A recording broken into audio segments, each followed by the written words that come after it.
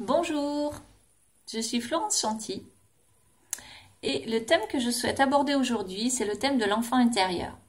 Alors, qu'est-ce que l'enfant intérieur?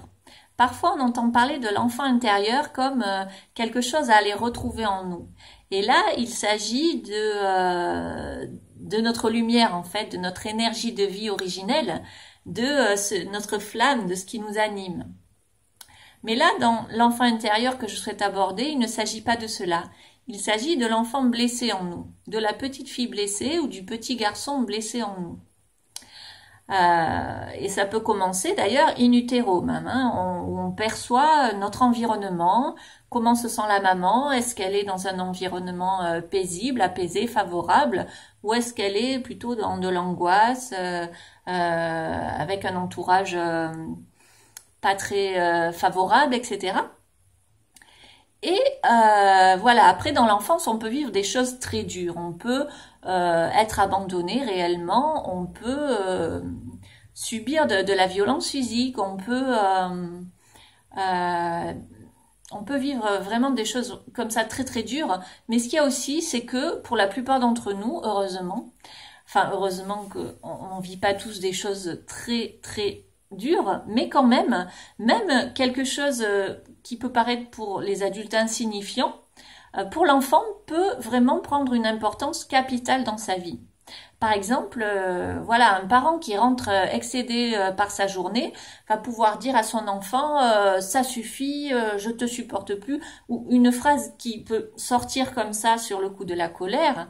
Et pour l'enfant, ça peut être vraiment l'anéantissement total, quoi. Hein. Il peut vraiment partir d'un mot, ça peut vraiment le toucher, pas à tout jamais, mais en tout cas pour de nombreuses années, ça va venir s'inscrire dans ses cellules.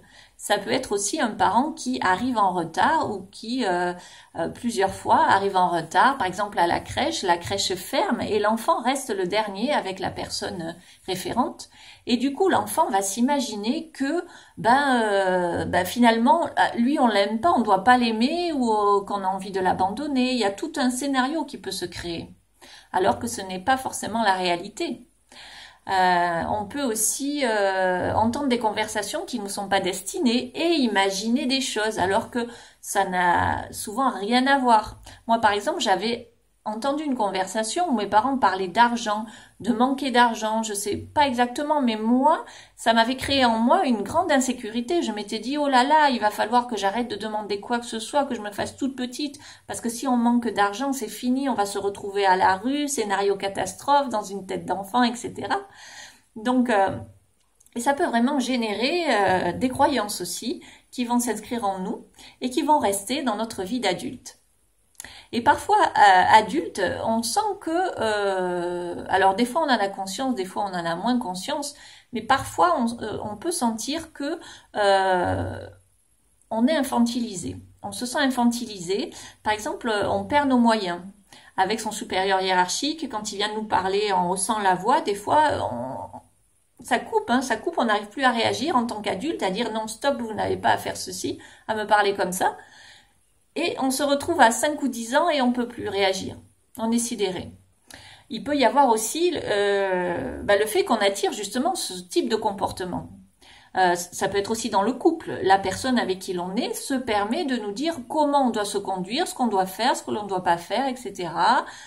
Nous suggérer des choses. Et nous, comme on n'arrive pas à redresser la barre et vraiment venir habiter ce corps d'adulte, eh ben, on va supporter des choses comme ça. Donc en fait, ce qui se passe, c'est que à un moment, on peut en avoir marre de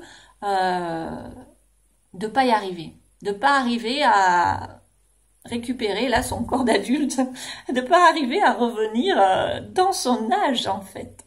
Et ça peut être très douloureux. Alors des fois, c'est chouette, on sent que des fois dans notre vie, on est le petit enfant, tout ça, avec ses amis ou dans le couple, on a envie de se faire choyer. Et c'est ok quand c'est par moments comme ça, c'est tout mignon et ça attire aussi la tendresse, ça peut attirer du soin, le prendre soin, tout ça, et ça c'est chouette. Mais quand c'est vraiment dans des situations où ça nous met en difficulté, là c'est beaucoup moins chouette et des fois on n'arrive pas on n'arrive pas à se sortir de ça. On sait que on perd ses moyens et on n'y arrive pas. Alors souvent, le truc pour voir s'il s'agit de l'enfant intérieur, c'est comment vous vous comportez quand vous voyez vos propres parents ou quand vous leur téléphonez. Est-ce que votre voix change? Est-ce que vous arrivez pleinement à être vous-même dans votre famille avec vos parents? Est-ce que vous arrivez à leur dire les choses en étant vraiment ancré et avec justesse, ou est-ce que vous cachez des choses, vous avez un peu peur, vous n'osez pas dire, ou même vous mentez même? Est-ce qu'il y a de ça? Des fois, voilà, on le voit. Parce que s'il y a ça, souvent, le reste, à l'extérieur, on va reproduire ça avec des personnes qui vont nous rappeler ces parents-là. Voilà. Si à la base, il y a ça avec nos propres parents, il y a de fortes chances que ça se répète par ailleurs. Donc, il y a aussi dans le couple, quand on est le petit enfant, on peut, du coup, que l'on soit le petit garçon, donc on va être avec une mère, ou si l'on est la petite fille, on va être avec un père. Alors des fois, on voit des couples comme ça qui fonctionnent un peu la femme-enfant avec l'homme protecteur, etc., ou le petit garçon avec la mère. Alors des fois, ça fonctionne un certain temps. Des fois, ça fonctionne longtemps. C'est des relations en général assez fusionnelles. Le danger des relations fusionnelles, c'est que quand il y en a un qui est plus là, pour même temporairement, l'autre il se sent démuni parce qu'il est pas adulte en fait, il a besoin de l'autre. Donc voilà, ça a aussi ses limites. Et il peut y avoir aussi le fait que quand on sort, quand on est une petite fille et qu'on est en couple avec son père, on peut au bout d'un moment se rendre compte que ça peut aller au début parce qu'on a besoin de peut-être de revivre ça, et en même temps on voit que ça a ses limites parce qu'on n'arrive pas du coup à prendre sa place, à s'autonomiser, peut-être à se développer dans sa vie au niveau prendre son autonomie, avoir sa propre vie. Peut-être que l'autre, du coup, comme c'est le père, il va se permettre des choses sur nous et nous on va être obéissante alors qu'il y a un côté de nous qui a envie de s'émanciper. Peut-être aussi par rapport au désir sexuel, coucher avec son père ou coucher avec son petit garçon, son fils, ça va à un moment coincer aussi.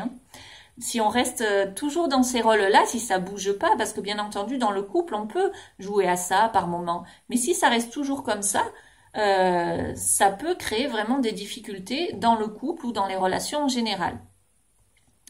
Donc moi pendant longtemps j'ai été femme-enfant et ça peut aussi, à un moment, ça peut marcher, ça peut plaire et ça peut... moi, j'aimais bien parce que chez mes amis, par exemple, j'étais un peu chouchoutée, j'étais la petite, on prenait soin de moi. Voilà, donc de jouer ce rôle-là, à un moment, ça peut nous permettre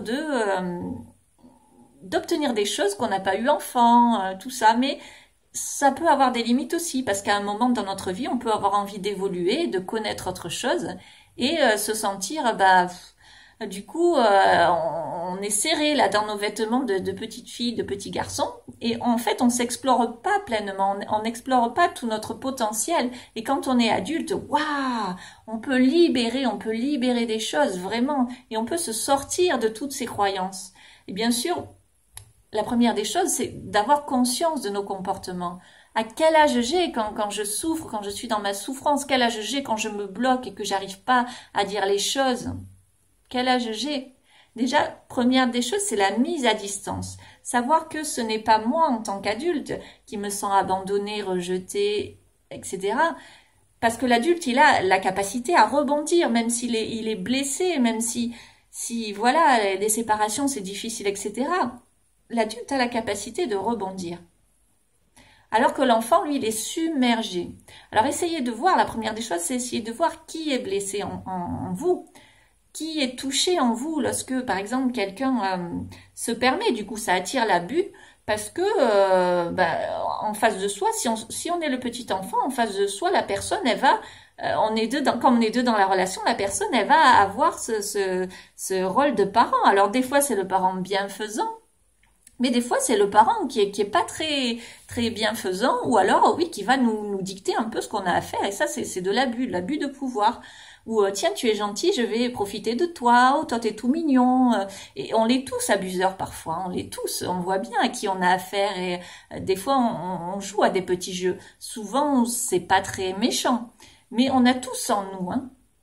Et on est toujours deux. Donc parfois j'entends des femmes qui disent ah mais moi je tombe sur des pervers narcissiques, etc. Mais là encore on est deux. Est-ce que on arrive à mettre des limites? Est-ce que on arrive à dire non? Est-ce qu'on arrive à s'affirmer, à se sentir suffisamment en sécurité comme un adulte? Ou est-ce qu'on est encore resté à des stades de l'enfant blessé, immature, qui va aller attirer? Est-ce qu'on n'est pas dans la reproduction de quelque chose qu'on a connu enfant? Voilà. Alors, je dis, on est responsable de ça, on est responsable des relations que l'on a parce que on est deux dans la relation et donc, à tout instant, on peut faire évoluer ça ou partir d'ailleurs, ou quitter la relation si on n'y arrive pas.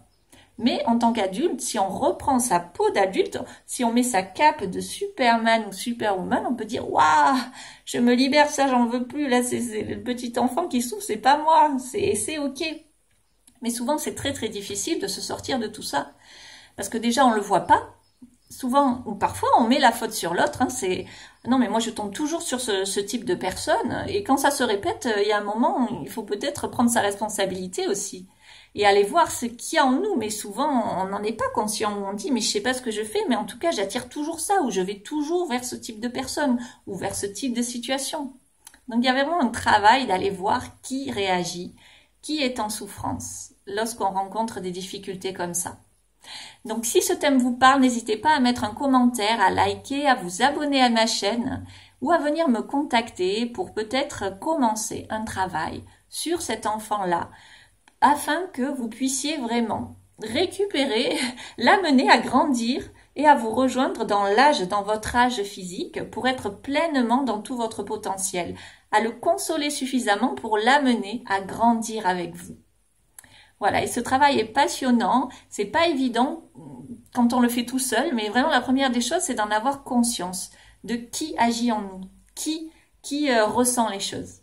Voilà, mise à distance, c'est la première des choses. Et après, bien sûr, il y a tout un travail de vraiment aller sécuriser cet enfant et de l'amener à grandir. Voilà, je vous dis à très bientôt et merci de m'avoir écouté.